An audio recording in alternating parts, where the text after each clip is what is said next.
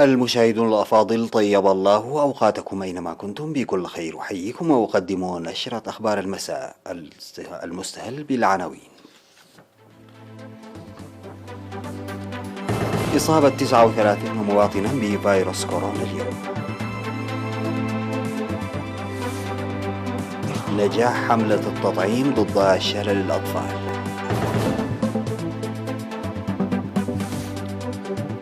دورة تدريبية في إدارة الرياضة في الإقليم الجنوبي.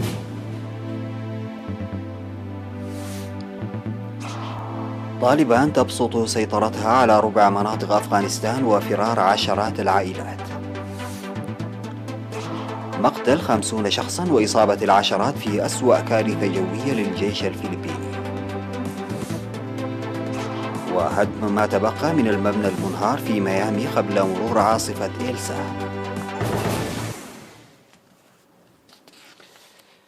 السلام عليكم ورحمة الله. أعلنت وزارة الصحة أن الفحوصات المخبرية التي أجريت اليوم 5 يوليو في مراكز العزل في أقاليم الأوسط وشمال البحر الأحمر والجنوبي وجنوب البحر الأحمر وعنسبة أظهرت إصابة 39 مواطنا بفيروس كورونا.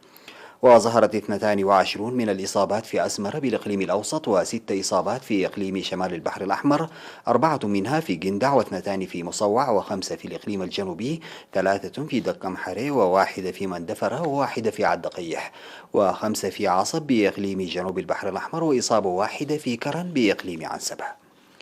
في غضون ذلك شفي 90 مريضا من كورونا، 43 من الإقليم الأوسط و29 من الإقليم الجنوبي و18 من إقليم القاشبركة.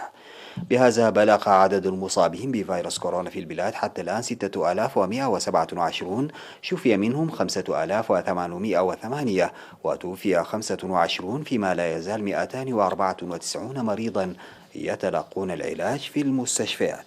وزارة الصحة 5 يوليو 2021.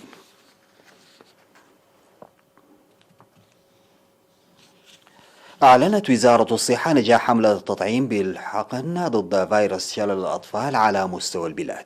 أوضح مسؤول برنامج التطعيم الوطني في الوزارة السيد تدروس حدقه إن حملة التطعيم بالحقن في العضل التي جرت من 23 وحتى 27 من يونيو في كافة أنحاء البلاد كانت ناجحة بنسبة 93% لشلل الأطفال و97% في تقديم فيتامين ألف.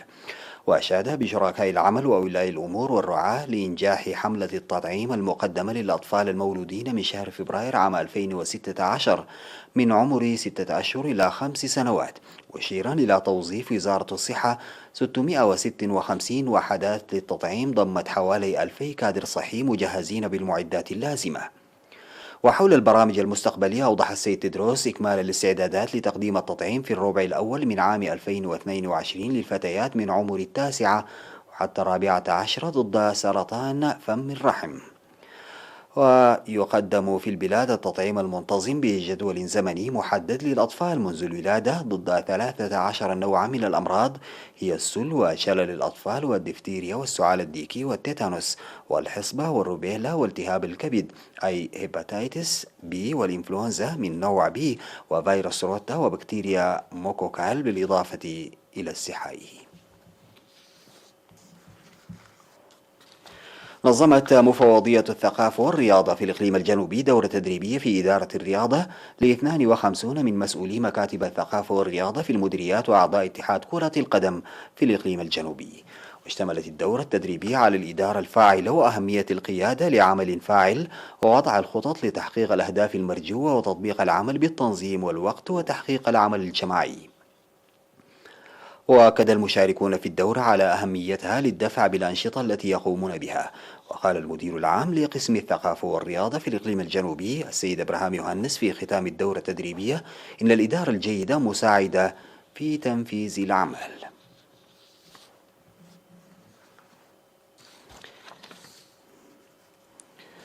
أعلن الاتحاد الوطني للمرأة فرع الإقليم الأوسط تنفيذ برامج مرضية في تحسين الحياة المعيشية للمرأة بالانضواء في جمعيات للاستفادة من مختلف مشاريع التنمية. أوضحت مسؤولة الخدمات الاجتماعية والاقتصادية في الفرع السيدة إلسا قبرتنسائي صرف حوالي 7 ملايين نقفة لتطوير قدرات المرأة مهنيا. وذكرت الدور الفاعل للمرأة في جميع الأعمال التنموية ومساهمتها في أعمال التشجير في سرجقة وقال النفحي. وأشارت إلى تنفيذ الكثير من الأنشطة لمكافحة العادات الضارة بالمرأة وتأثيراتها والقيام بأعمال مشجعة لضمان الحقوق المتساوية في التعليم والزراعة والاستفادة من الأراضي.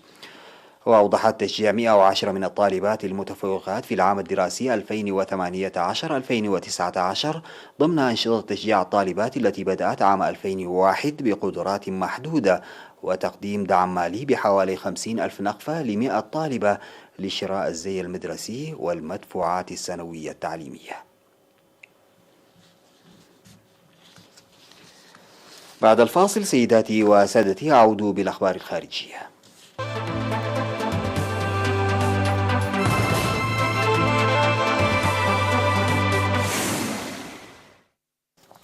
سيطر مقاتلو طالبان على إقليم بانجواي ذي الأهمية الاستراتيجية في ولاية قندهار الجنوبية معقل الحركة السابق بعد معارك ليلية مع القوات الأفغانية على ما أعلنت السلطات المحلية في انتصار جديد مع اقتراب الانسحاب الكامل للقوات الأمريكية من البلاد. ومنذ أن باشرت واشنطن في الأول من مايو سحب قواتها من أفغانستان بعد حرب استمرت ل20 عاما، كثفت طالبان هجماتها على القوات الأفغانية للسيطرة على مناطق ريفية عبر البلاد. وتأتي السيطرة على بانجواي بعد يومين على انسحاب القوات الأمريكية والأطلسية من قاعدة باغرام، أكبر قاعدة للتحالف في أفغانستان على مسافة 50 كيلومترا شمالي كابول، والتي شكلت مركزا للعمليات ضد المتمردين خلال العقدين الماضيين. وقال حاكم منطقة بانجواي هاستي محمد إن معارك جرت بين طالبان والقوات الأفغانية خلال الليل، وأن القوات غادرت المنطقة في نهاية المطاف. وتدور معارك ضارية منذ أسابيع في عدد من الولايات الأفغانية، وتؤكد طالبان السيطرة على 100 إقليم من أصل حوالي 400 في البلاد. وفرت عشرات العائلات من منازلها في بانجواي بعد ما سيطرت طالبان على المنطقة. ارتفعت حصيلة تحطم الطائرة العسكرية الفلبينية إلى 50 قتيلا، فيما قامت قوات الأمن بعمليات تفتيش في جزيرة جولو بحثا عن الصندوقين الأسودين غداة حادث هو من أسوأ الكوارث الجوية التي يتعرض لها الجيش في هذا البلد. وكانت الطائرة تقل 96 شخصا معظمهم عسكريون تخرجوا مؤخرا عندما فشلت في الهبوط على المدرج رغم الطقس المشمس في جزيرة جولو الواقعة في مقاطعة سولو. وأكد الناطق باسم القوات المسلحة الفلبينية الجنرال إدغار أريفالو أن 50 شخصا بينهم 47 كادرا عسكريا و3 مدنيين لقوا حتفهم عندما انزلقت الطائرة واندلعت النيران على متنها في إحدى القرى. ويحتفظ الجيش بوجود كثيف في جنوب الفلبين حيث تنشط التنظيمات المسلحة بما في ذلك جماعة أبو سياف التي تنفذ عمليات خطف مقابل فديات.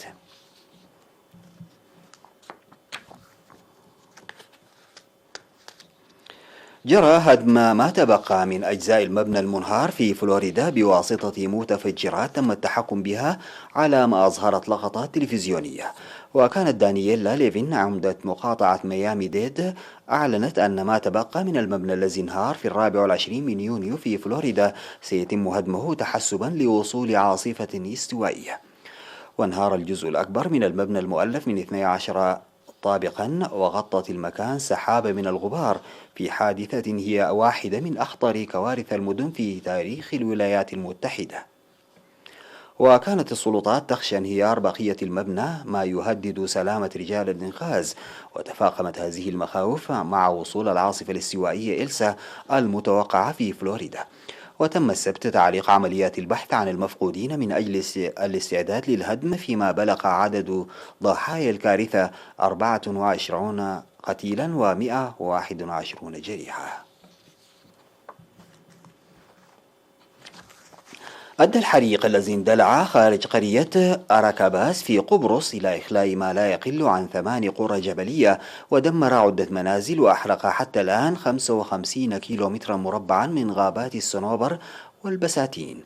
ووصف الرئيس القبرصي نيكولاس أناستاسياديس في تغريدة تلك الحرائق بأنها مأساة، مضيفا إنه أكبر حريق منذ العام 74 و900 وألف الذي شهد انقسام الجزيرة بعدما احتلت تركيا ثلثها الشمالي. وأدى الحريق إلى مقتل 4 عمال مصريين قبل أن تتم السيطرة عليه بشكل شبه كامل، وهي واحدة من أسوأ الكوارث في التاريخ الحديث للجزيرة المتوسطية.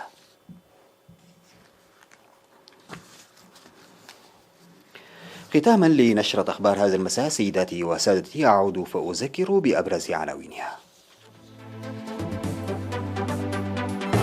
إصابة 39 مواطنا بفيروس كورونا اليوم. نجاح حملة التطعيم ضد شلل الأطفال. دورة تدريبية لإدارة الرياضة في الإقليم الجنوبي. طالبان تبسط سيطرتها على ربع مناطق أفغانستان وفرار عشرات العائلات. مقتل 50 شخصا وإصابة العشرات في أسوأ كارثة جوية للجيش الفلبيني. وهدم ما تبقى من المبنى المنهار في ميامي قبل مرور عاصفة إلسا.